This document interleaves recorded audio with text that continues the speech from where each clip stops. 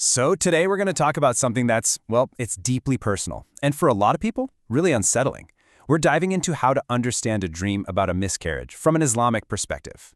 It's a sensitive subject for sure, so our goal here is to explain the spiritual interpretations, which offer a very different way of looking at what can be a pretty distressing dream. You know, when you wake up from a dream like that, it can leave you feeling shaken, anxious, even scared. It's totally natural to think, is this a warning? Is this some kind of bad sign? That feeling is heavy, and it's exactly where we're going to start. But here's where things take a turn, and honestly, it's a total game changer.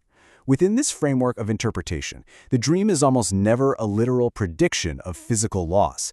Instead, it's viewed as a symbolic message. And that right there, that's the key that unlocks a whole new way of understanding what you saw in your sleep.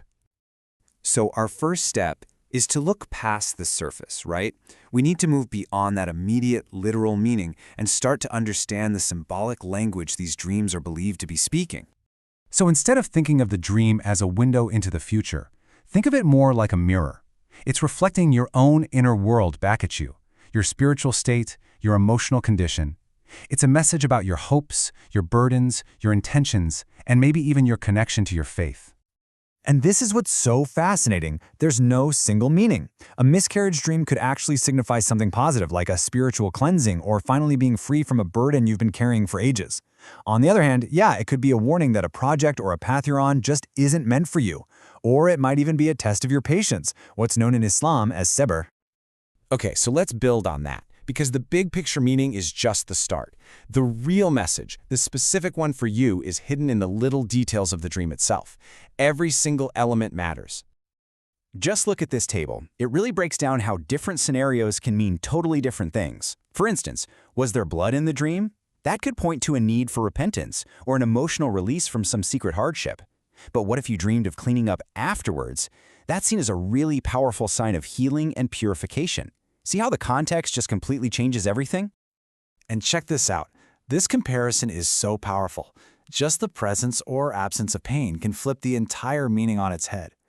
A dream with pain might signify a really difficult but necessary release from something you're struggling with. But a dream without any pain? That could symbolize a smooth, almost easy escape from a burden you were carrying. All right, so this all points to a really fundamental idea in Islamic dream interpretation. These dreams aren't about fortune-telling. They're not about luck. They serve a much, much deeper spiritual purpose. Let's be super clear about this. The source material really stresses that it's a huge misunderstanding to see these dreams as just simple signs of good or bad things to come. The whole framework is different. It's all about getting guidance and prompting some self-reflection. A really key concept here is something called tawbah, or repentance. But don't just think of it as saying, I'm sorry. It's this deep process of looking at your life, seeking forgiveness, and basically hitting a spiritual reset button. And a dream like this can be the catalyst, the very thing that makes you pause and look inward. So, if it's not a prediction, what's the point? Well, the whole purpose is that the dream is a tool. It's not some random brain glitch. It's meant to encourage your own spiritual growth, to remind you to seek comfort from a higher power, and ultimately, to strengthen your faith as you reflect on its message.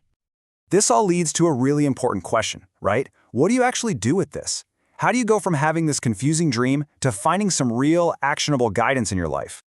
Well, the source lays out a pretty clear path. It starts with finding someone trustworthy and knowledgeable, a reputable scholar who really understands this stuff. Then, it's so important to share every little detail you remember, because context is everything. Listen with an open mind, ask questions, and then, and this is the most crucial part, reflect on how that interpretation actually connects to your life right now. And if you remember one thing from all this, please let it be this. Dreams are symbolic tools for reflection. They are not prophecies of the future. The whole point is to use the dream to better understand yourself and your spiritual state today, not to try and predict tomorrow. And in the end, it's kind of amazing, isn't it? The source concludes that a dream that starts off feeling so scary and full of anxiety can actually become a source of comfort and guidance.